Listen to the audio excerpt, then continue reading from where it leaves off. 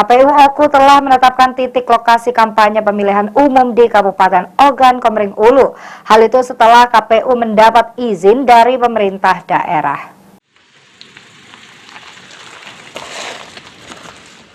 Menyongsong tahapan kampanye pemilu 2024 yang akan dimulai pada 28 November, KPU Kabupaten Ogan Komering Ulu telah menetapkan titik-titik lokasi kampanye. Disampaikan oleh Ketua KPU Oku, Naning Wijaya, ada 30 titik kampanye yang telah ditentukan dan disampaikan ke partai politik peserta pemilu. Selain itu, KPU Oku juga sudah menyampaikan mengenai penetapan jadwal kampanye.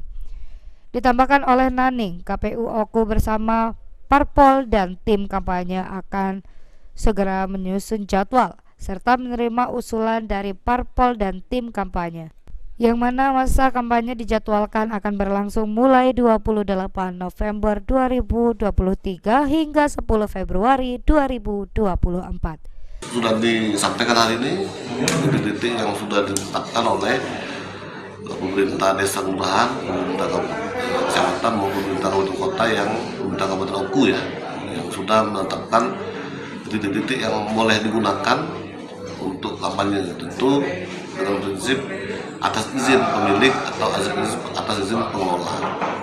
Itu ya. Udah berapa titik sudah ditambah?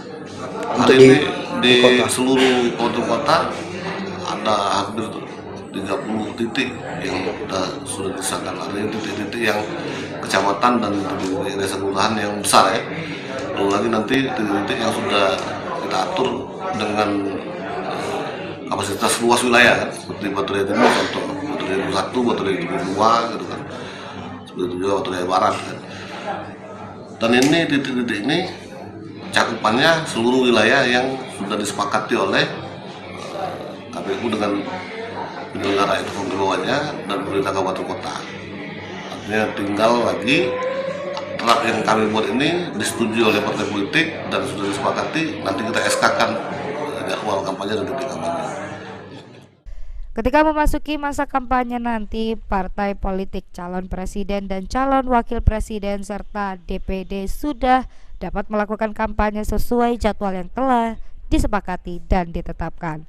Ari Pranika, PAL TV.